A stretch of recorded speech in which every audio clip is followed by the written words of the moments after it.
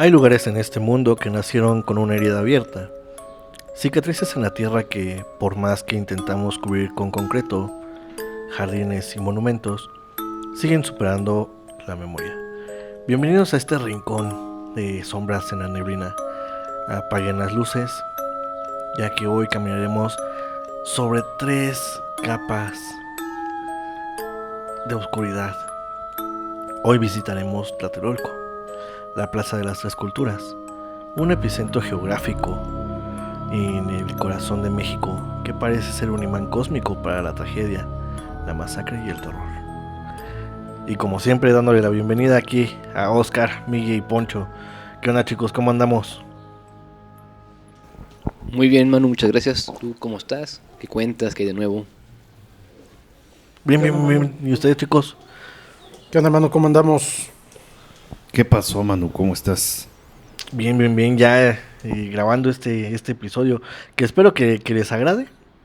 Digo, no, este tema yo lo propuse. Espero que les guste, ¿no? Y si no, pues ya les hice perder su tiempo de todas formas. No, nunca es perder el tiempo. Siempre hay información interesante aquí. Pero ¿por qué se te ocurrió Tlatelolco? Pues la verdad, la idea me surgió, estaba navegando yo en TikTok y me salieron unos videos de un chavo que estaba narrando una historia justo en los edificios de Tlatelolco, que dicen que hay... Se sabe qué fue lo que pasó aquí en México en el 68, ¿no? Justo en esta zona, entonces... Sí fue 68, ¿no? Sí. Sí, fue justo en el 68. Entonces, esta zona se quedó cargada de energía y muchas personas que viven ahí pues dicen que aún se escuchan lamentos, ¿no? Que se escucha, incluso en algunos lugares dicen que todavía se llegan a escuchar los disparos.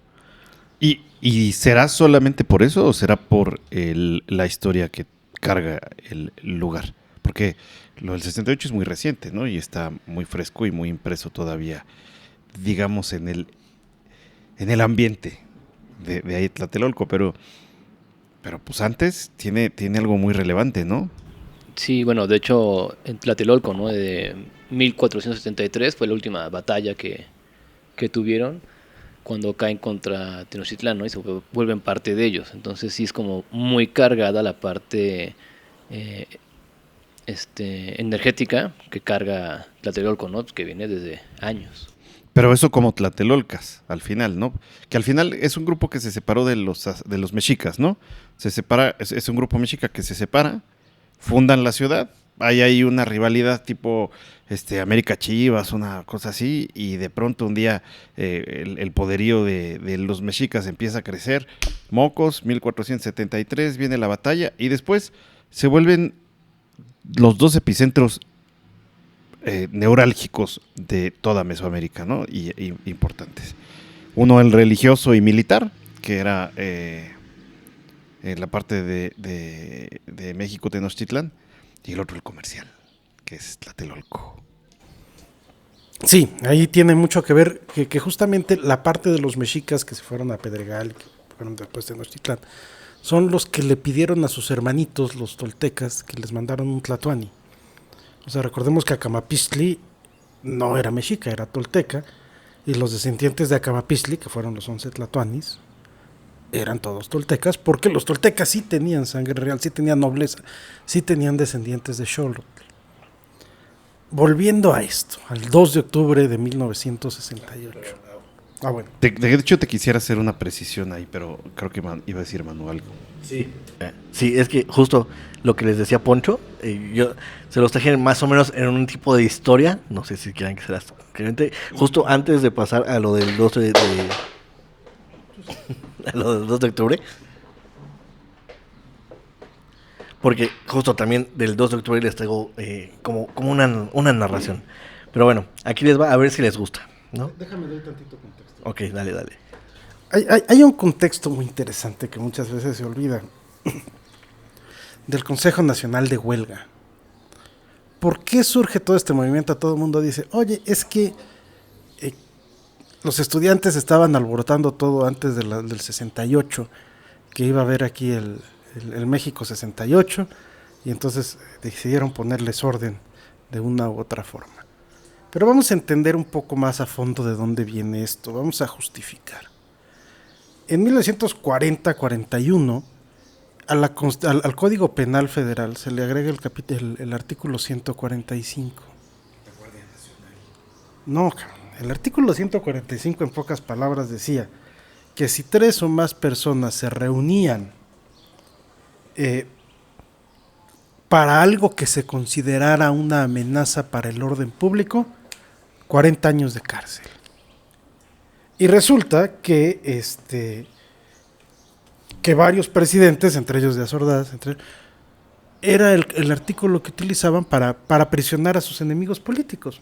Entonces, la primera demanda del Consejo Nacional de Huelga era la derogación del artículo 145 y 145b, que sanciona el encarcelamiento de cualquier persona que asista a reuniones de 3 o más personas que se sospeche que pudieran considerarse una amenaza para el orden público. Bueno, todas las demás demandas que pues ahí están, ¿no? O sea, libertad para presos políticos, ¿verdad?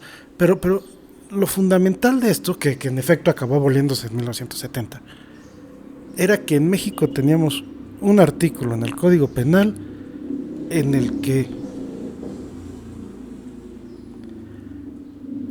que si a alguien tú le caías mal, ahorita entraba aquí a la casa y decía 1, 2, 3, 4 pelados, 5 años al bote todos.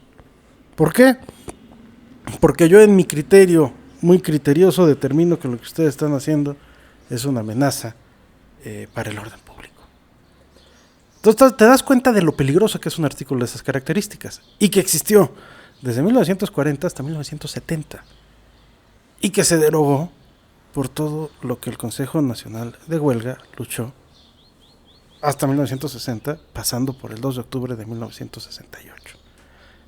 Eso es lo que, para todos los que salen a decir, es que son unos revoltosos que la fregada. Oye, perdóname, si existiera un artículo así hoy en México, probablemente yo también estaría de revoltoso. Porque es importante. Sigamos. ¿Ibas a contar leyenda de Tlatelolco del 68? Quería hacer una última precisión, no política y no del 68, sobre Tlatelolco. Dale. No sobre el Tlatelolco actual, sino sobre el Tlatelolco histórico. Ok, dale. Digo, a lo mejor está de más que lo diga, en pleno siglo XXI que estamos actualmente, las rutas comerciales siguen dominando el mundo, ¿no? O sea, la ruta de la seda es más vigente que nunca y los países se están peleando por esos lugares y esas confluencias. Y aquí en México pues pasa algo similar y pasa algo bonito, porque a pesar de toda esta influencia española y de todo el mestizaje y de todo el tema de la conquista y de la supresión cultural en algún momento y todo lo demás, pues sí se destruyen algunas cosas religiosas y todo lo demás. Pero Tlatelolco, que era el centro comercial, ¿no? El centro neurálgico comercial de la gran Tenochtitlán o de esta urbe, eso no desaparece. Tan no desaparece que en esos barrios se sigue comerciando todavía durante toda la época de la colonia, se sigue comerciando durante la época de la independencia, después de la revolución, y hoy, ¿dónde se mueve la mayor mercancía de la Ciudad de México? Si me saben decir, ¿no? Está muy fácil. Eje 1 Norte. En Tepito y La Lagunilla. Y Tepito y La Lagunilla son lo que hace 400 años era el mercado de Tlatelolco. Y ahí sigue y sigue tan vigente como siempre. Entonces, esa parte, ese espíritu, esa personalidad del barrio no se ha suprimido, no solo en 400 años de mestizaje, sino desde que se empezó a utilizar ahí para eso. Es interesante. Ahora sí ya, volvamos a 1968 si quieren. No, yo les decía que estaría justo, o sea, es una historia justo de lo que nos platicaba Poncho, ¿no? De los tlatelolquenses, de los tlatelolcas, y el 68, ¿no? Entonces, a ver si les gusta la historia. Y si no, Ya saben. Dice, para entender por qué los perros aullan sin razón en los andadores de Tlatelolco a las 3 de la madrugada, debemos retroceder siglos. Mucho antes de los edificios de departamentos. Tlatelolco fue el centro comercial y el mercado más grande de Mesoamérica, pero también fue el último bastión de resistencia azteca contra las tropas de Hernán Cortés. Cuentan las crónicas que la defensa liderada por Cuauhtémoc fue tan sangrienta que el agua de los canales se volvió espesa y roja. Los soldados españoles y sus aliados caminaban sobre montañas de cuerpos. Y el 13 de agosto de 1521, el olor en Tlatelolco era penetrante, que los conquistadores tuvieron que retirarse temporalmente. Y aquí nace nuestra primera historia. En los archivos y leyendas transmitidas de boca a boca, hay relatos de frailes que, décadas después de la conquista, se negaban a caminar por esta zona al anochecer, ya que hablaban de sombras sin cabeza que vagaban buscando sus extremidades perdidas entre las ruinas de ese gran tianguis. La conspiración histórica sugiere que la iglesia construyó el templo de Santiago Tlatelolco exactamente sobre el altar mayor prehispánico, no solamente para imponer su nueva fe, sino como un intento desesperado de sellar esa grieta dimensional por donde las entidades descarnadas, sedientas de sangre, intentaban cruzar a nuestro plano. Y la segunda historia que les traigo, que es ya la del 68, dice así. Avanzamos en espiral del tiempo hasta el 2 de octubre de 1968. El concreto moderno ya cubría las piedras prehispánicas. Miles de estudiantes, trabajadores y familias se reunieron pacíficamente en la plaza. Y entonces, las luces de Bengala cruzaron el cielo al atardecer, la señal de la muerte. La historia oficial hablaba de un enfrentamiento, pero los muros de Tlatelolco conocen la oscura verdad. Fue una emboscada sistemática, fría y calculada. Se dice que francotiradores del batallón Olimpia, apostados en los departamentos de los pisos superiores, abrieron fuego cruzado contra la multitud atrapada. La conspiración va más allá de la política fría. Investigadores del ocultismo y la historia alternativa sugieren que la fecha, la ubicación y el método no fueron una casualidad táctica, sino un ritual de sangre moderno orquestado por las sombras del poder. Un sacrificio masivo, deliberado para apaciguar las energías telúricas y destructivas de la ciudad antes de inaugurar los Juegos Olímpicos. Los vecinos del edificio Chihuahua cuentan historias que hielan la sangre a cualquier visitante. Afirman que cada mes de octubre, cuando la lluvia cae sobre la plaza, el agua en los charcos no refleja el cielo gris, sino un tono carmesí profundo y viscoso. Hay testimonios jurados de veladores que han visto a jóvenes corriendo en silencio por las explanadas pidiendo ayuda con la boca abierta, de la cual no sale ningún sonido, y que se desvanecen lentamente al cruzar las sombras de las runas arqueológicas. Y voy a contar otra historia que también nos va a servir de fuente. Aunque las cifras oficiales en la Ciudad de México fueron dudosas, hubo cientos de fallecidos. Las cifras varían, pero las fuentes revelan hasta 460 víctimas mortales el 19 de septiembre de 1985 en el edificio Nuevo León, en Tlatelolco. Cuando hablamos de los muertos de Tlatelolco, no podemos quedarnos en la matanza del 68, no podemos quedarnos en la guerra de los tlatelolcas y los mexicas. Tenemos más de 400 fallecimientos en 1985. Entonces, ¿qué fantasmas se tienen en Tlatelolco? El más famoso es el bailarín de Tlatelolco. Ese todos lo conocemos. Y otros tantos. Y hay que hablar de esto que también es verdad. En el Parque de la Pera, ahí cercano a la zona, es un sitio donde el Día de los Muertos ocurren cosas. Es un sitio que se considera un umbral al Mictlán. Entonces, bueno, pues tienen que tener pase VIP, tanta gente que matan allá, ya tienen su propia puerta de acceso al Mictlán. Nos van a bajar el podcast.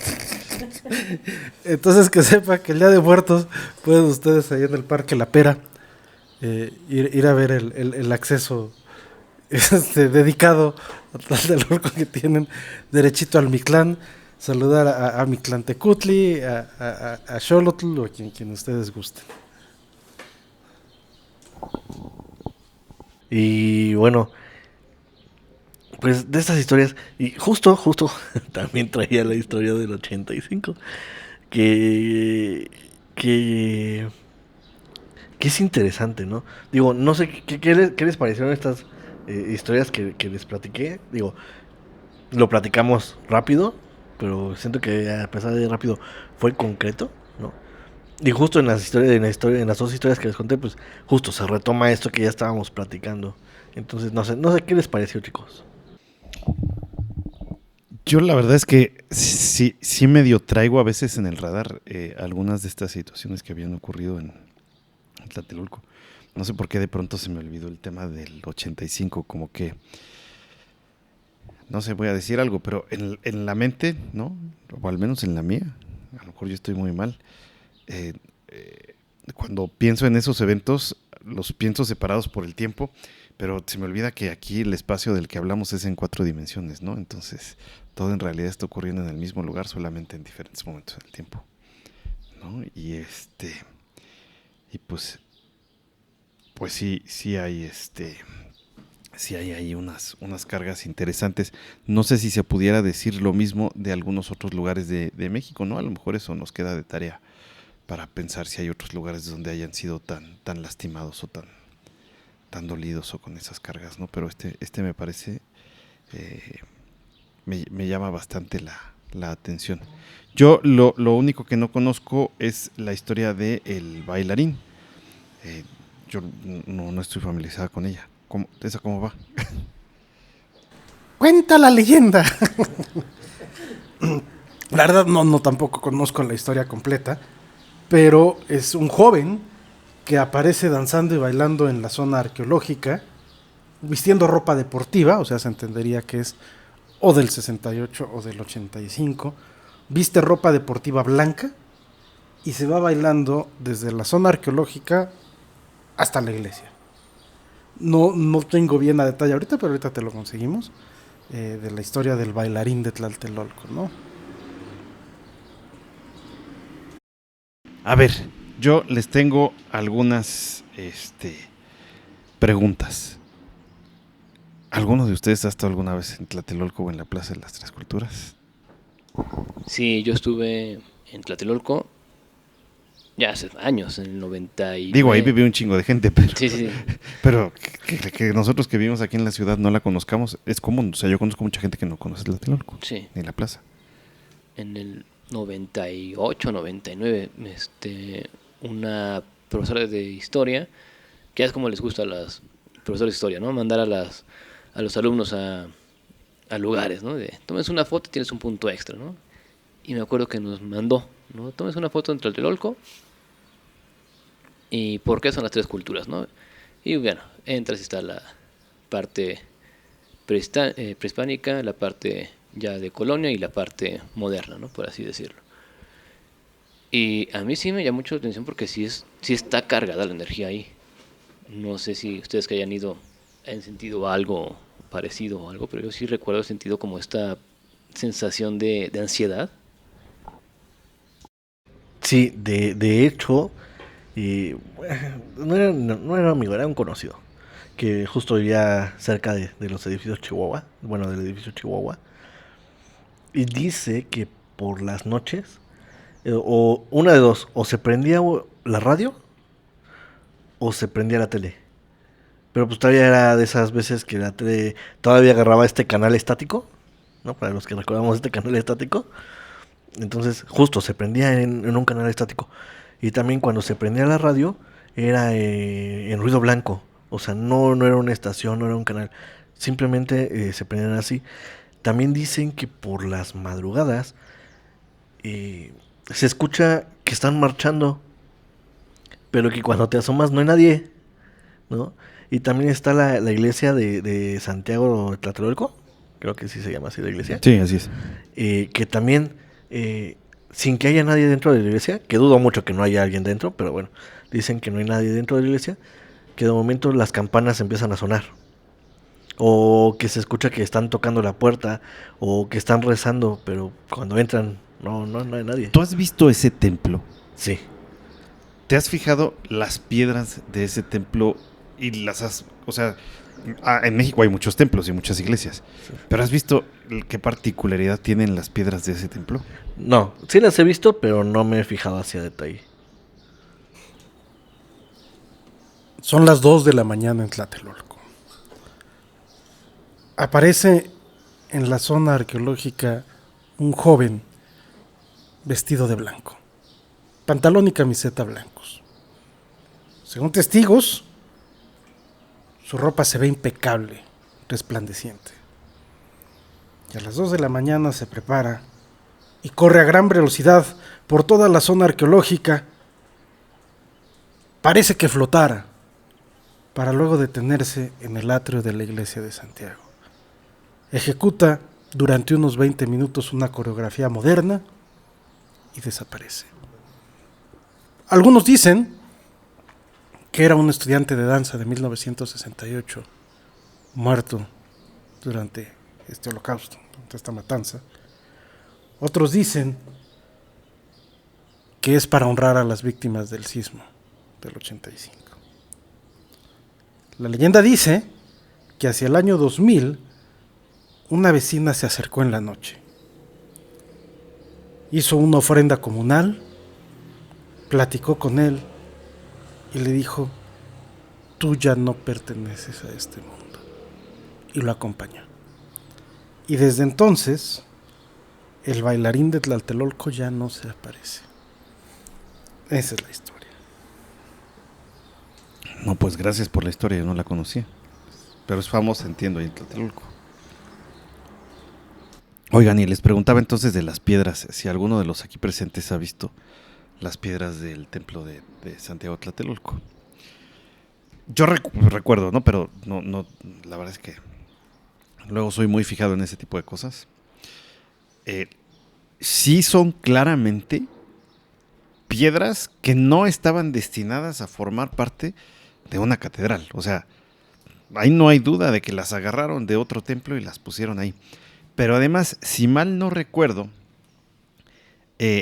no sé si es uno o son varios, pero hay lugares en las paredes del templo donde todavía se llegan a apreciar deidades mexicas, ¿no? Inclusive creo que por ahí hay alguna muy famosilla que inclusive trataron de asociar con el mismo profeta, con el mismo apóstol Santiago, ¿no? Que es por quien está levantada esa catedral, no, pues el templo de Santiago, porque al final Santiago pues es el profeta. Pero sí es posible ver en algunas de las piedras cosas ahí interesantes, ¿no? Pues es como decir, pues aquí quisieron armar la pirámide, pero la armaron chueca, o la armaron mal, le dieron forma de templo, pero ahí están. Yo creo que valdría la pena, Manu, si el presupuesto del programa nos da, hacer una visita a Tlatelolco, ¿no? No sé si grabar ahí, o a lo mejor grabar un videíto o algo de algunas de las cosas que estamos comentando aquí y mencionarlas. Y aquí hay un hito importante, darle una vueltecita a la iglesia de Santiago Tlatelolco y ver si encontramos alguna de las formas ahí en la iglesia. Sí, pues hay que recordar que la mayoría de las iglesias que aún se conservan tal cual en un inicio, ¿no?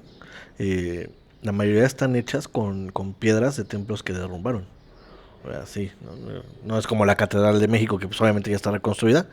Sí está se dice que está sobre el templo mayor, pero más bien el templo mayor está a un costado, ¿no?, de la catedral.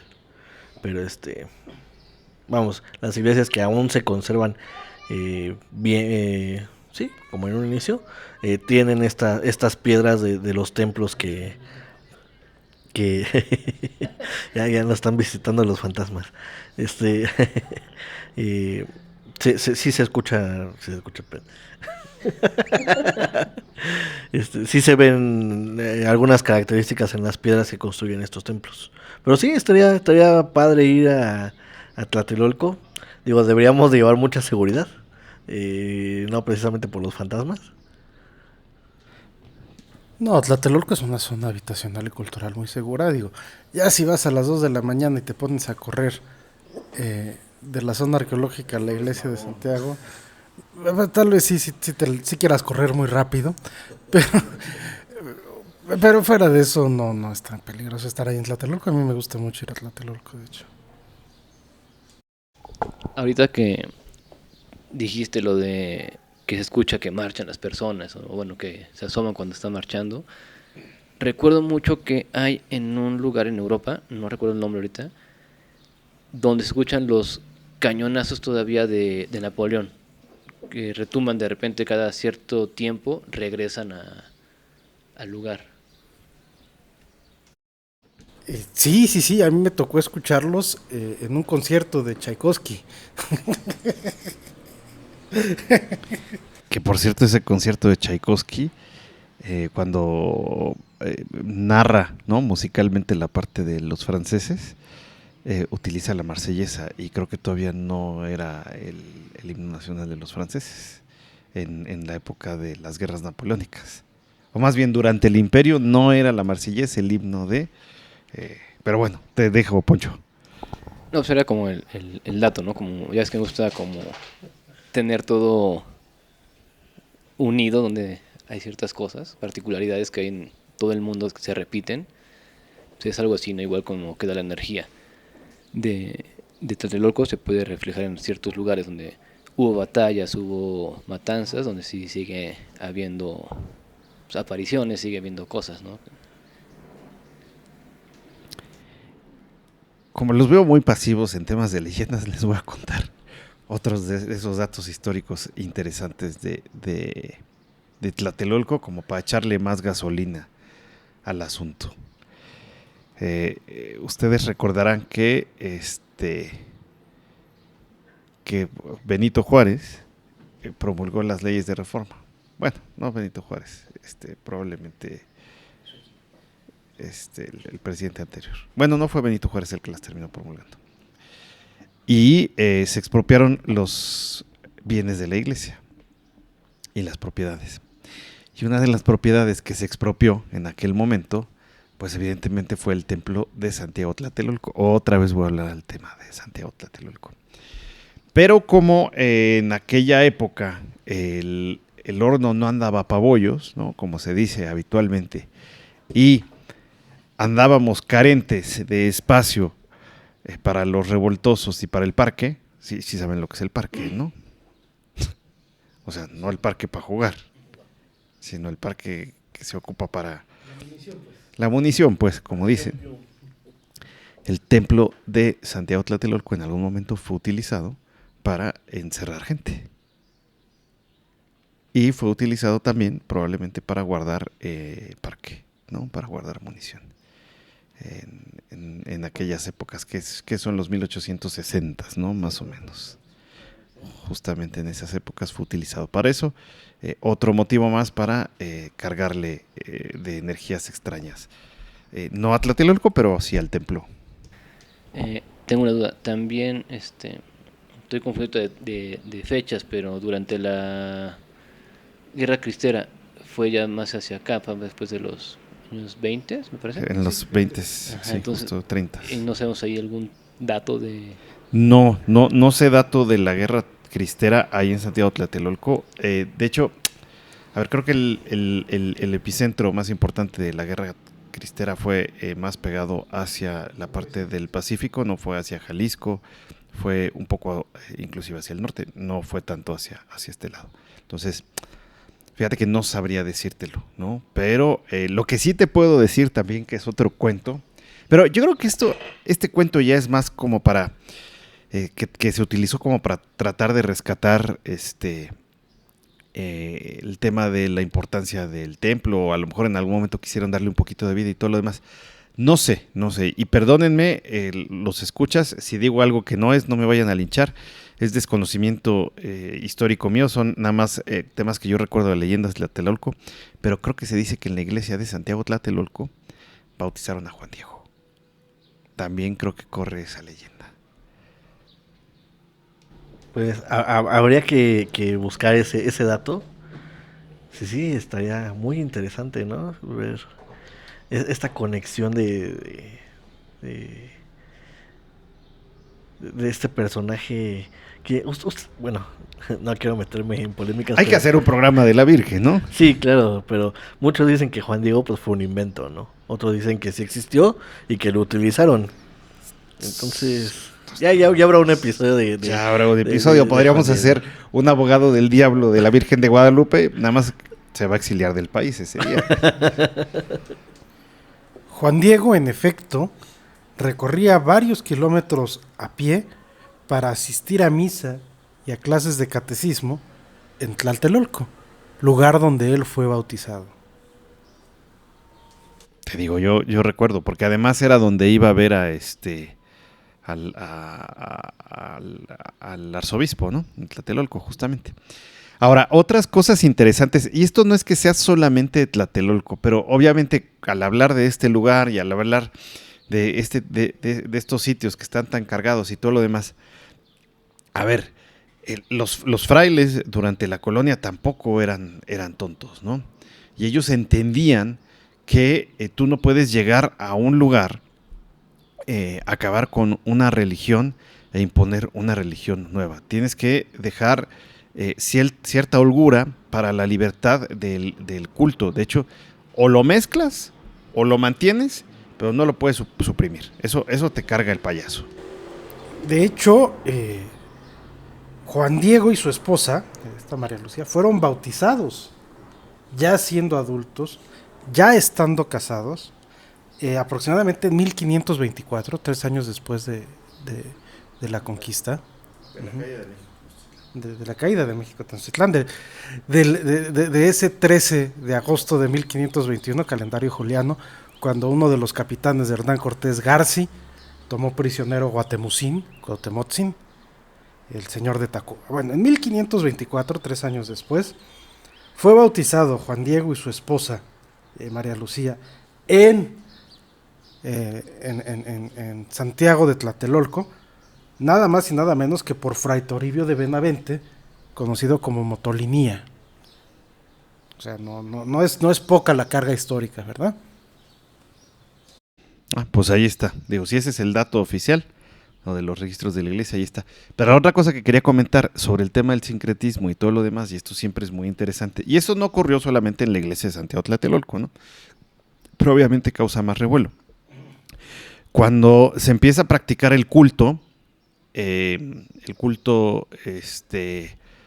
católico cristiano, evidentemente en lo oscurito, ¿no? O mientras el fraile o el predicador no se da cuenta, el nativo, o el nativo de aquí que ya tiene o que viene de su religión anterior y todo lo demás, como son las mismas piedras del templo y de la iglesia y todo lo demás, sigue practicando en lo oscurito algunos de sus rituales, ¿no? E inclusive, pues eso lo sabemos, de pronto convierten algunas de las deidades en santos y luego por eso hay tanto sincretismo.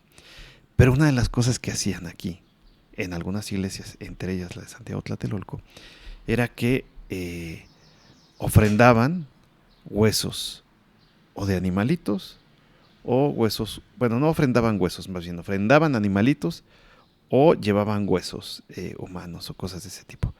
Y entonces era muy común que cuando empezó a trabajar el INAH en ver un poquito más de la historia de Santiago Tlatelolco y todo lo demás, pues empiezan a encontrar en algunos lugares de la iglesia, ¿no? En particular en las pechinas, no se saben lo que son las pechinas, pero son estos huequitos que se hacen a veces en las cúpulas. Como está la columna así, se abre la cúpula así y se hace como una cosa así, y ahí a veces se pone un santo. Ahí se encontraron huesos, por ejemplo, de animalitos o huesos, pues no sé si de pronto algún hueso humano, ¿no?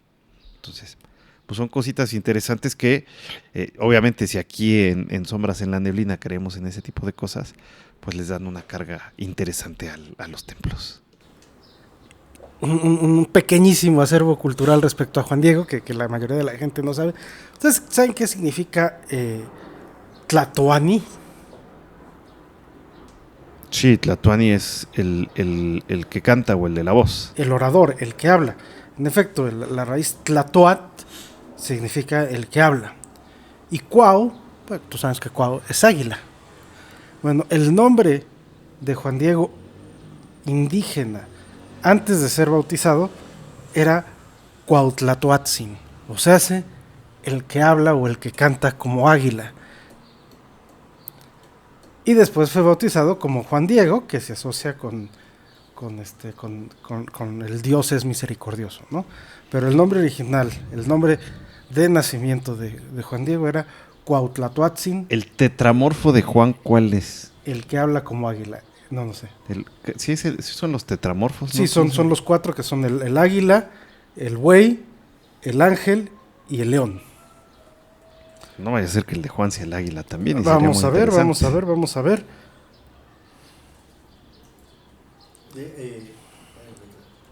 Y bueno, mientras en lo que nos trae Oscar esta información, no sé si vieron, ahorita que estabas hablando de esto de los templos, Miguel, del templo que acaban de encontrar, que en el que encontraron cráneos y fémures, y pues es un gran descubrimiento, porque incluso hay todavía restos que están casi completos y van a poder investigar el cómo se hacían los sacrificios anteriormente.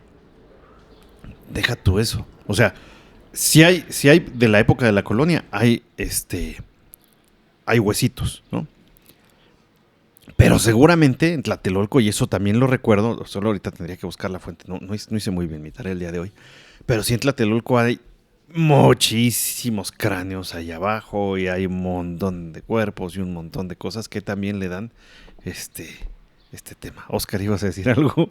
Los tetramorfos. Mateo es el hombre, el ángel, porque pone a Jesús como el rey hombre, el Mesías profetizado. El león es San Marcos, porque él pone a Cristo como la voluntad, como la fuerza, como un animal fuerte. El toro es Lucas, porque él lo pone como el sentimiento de Cristo, el corazón fuerte, el corazón de toro.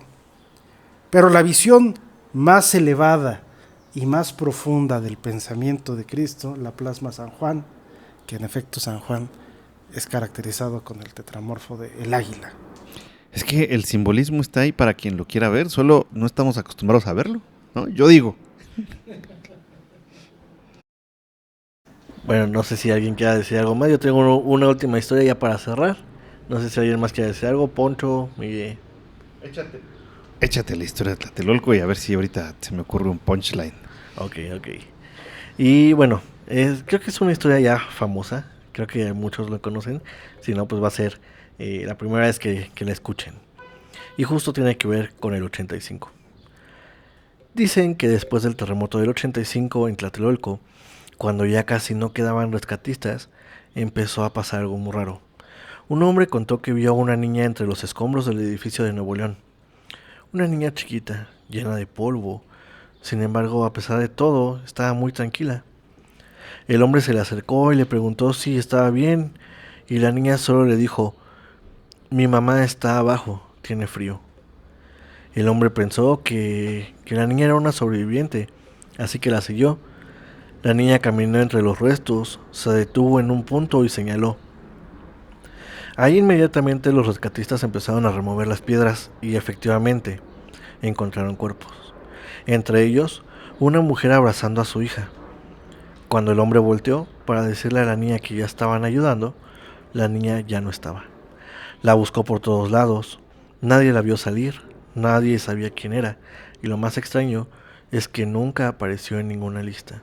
Pero hay vecinos que dicen que tiempo después, por las noches, todavía se escuchan pasos pequeños en los pasillos, como si alguien siguiera buscando a su mamá. Tlatelolco recuerda, ¿no? Sí, la verdad es que es interesante estas voces atrapadas en el tiempo, ¿no? Estos sonidos. Se ha alimentado voces, muchas veces. sombras. Al menos 3 veces, ¿no? Por eso son las 3 culturas. Sí. y pareciera que siempre recuerda. Sí, sí, O sí. sea, sus muros se pueden levantar, pero recuerda su historia. Efectivamente. Y pues, no sé, ¿algo más que decir? Pequeñísimo brevario cultural, y esto lo sé por mi madre. En 1964-65, Politécnico tuvo la idea de formar una vocacional ahí en Tlatelolco, la más moderna de todas, la Boca 7. La Boca 7 era la vocacional universal, donde tú podías entrar independientemente de qué carrera te fueras a dedicar y tener ahí una formación vocacional universal. Una generación salió de ahí. En el 68 cerró para nunca volver. El proyecto de educación media más ambicioso que se había tenido hasta entonces en México vivió 3-4 años y fue cerrado tras los eventos del 12 de octubre.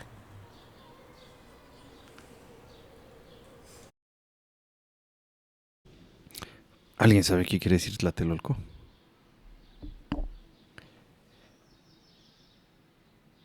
Es que después de lo que dijiste, Oscar, ya no quiero cerrar con esto. Pero el terreno, si bien era lacustre, toda esta zona, prácticamente era Lago Texcoco y terreno de Chinampa y todo lo demás, se dice que era un poquito accidentado en esa zona de ahí. Entonces, Tlatelolco refiere a montículos, justamente. Y por eso se le llamaba a esa zona Tlatelolco. Montículos que pues seguramente hoy difícilmente se alcanzan ya a apreciar. Pues, listo. Pues muy bien, chicos. ¿Y qué tal este episodio? Breve pero conciso. Pues ni tan breve, ¿eh? O sea, sí nos aventamos. Sí nos lo echamos breve el día de hoy. No hicimos muchos muy bien la tarea. Traíamos algunas leyendas, pero yo creo que da para más. Da para Sí. hacer una visita. Sí, claro que sí. Creo como chilangos de nacimiento que somos todos nosotros, Tlatelolco sin duda forma parte de nuestra cultura, de nuestra identidad. Entonces, pues, qué bueno que lo traemos a la mesa porque no podemos ser ajenos, como gente que nació en esta ciudad, de todo lo que ha pasado, de esa cicatriz tan fuerte que tiene nuestra cultura, ¿no? Pues a mí me pareció un podcast bastante bueno, un buen capítulo, ¿no? Conciso. Pues gracias. Gracias por escucharnos, Poncho. Hacía mucho que no escuchaba, de hecho. No, lo que sí es, quedan por ahí ciertos temas que podríamos retomar para un futuro, hacer bien nuestra tarea otra vez, bien, y estar, retomando todo lo que hemos dejado como Es de que, ladito. fíjate que aquí propiamente no hay como callejones o sea, seguramente sí los hay, pero fíjate que, digo, me voy a echar un libro a lo mejor entre leyendas, en los que tengo de leyendas de México, pero la verdad es que hay más leyendas alrededor y este es más bien en conjunto como tal. Sí, justo, son más historias de boca en boca, ¿no? Porque, por ejemplo, si tú le preguntas a alguien que vive allá, te dice, no, es que hay una ventana de un departamento que lleva años vacío, pero siempre vemos que alguien se asoma, ¿no? O vemos que ese mismo departamento que está vacío, en las noches hay luces, pero pues tú no sabes si alguien está haciendo una exploración, si ya cayeron paracaidistas, ¿no? O sea, son muchas cosas, pero que también son creencias que mucha gente de ahí pues va conociendo, ¿no? Y no porque le haya pasado, sino porque la mamá, la abuelita, la tía, el vecino, el amigo les ha contado y pues lo creen, ¿no? Entonces, pues, ¿por qué no creerlo también nosotros? Y bueno, ya para cerrar, Tlatelolco no es solo un conjunto habitacional o una zona arqueológica. Es un purgatorio estancado en el tiempo, una trampa para las almas. Si alguna vez caminas por la Plaza de las Tres Culturas al caer la noche, no mires demasiado tiempo hacia las ventanas oscuras de los pisos más altos, ni prestes excesiva atención a los ecos de sus propios pasos sobre la piedra volcánica. Podrías darte cuenta de que alguien que murió violentamente hace 500 años, 50 años o bajo los escombros, está caminando justo detrás de ti, respirando en tu nuca. Nos estaremos viendo hasta la próxima. Mi querido Miguel, mi querido Oscar, mi querido Poncho. Muchísimas gracias por haber estado este episodio con nosotros. Gracias, Manu. Gracias a todos. Buenas tardes. Gracias, Manu, gracias a todos. Y bueno, felices sueños. Nos vemos.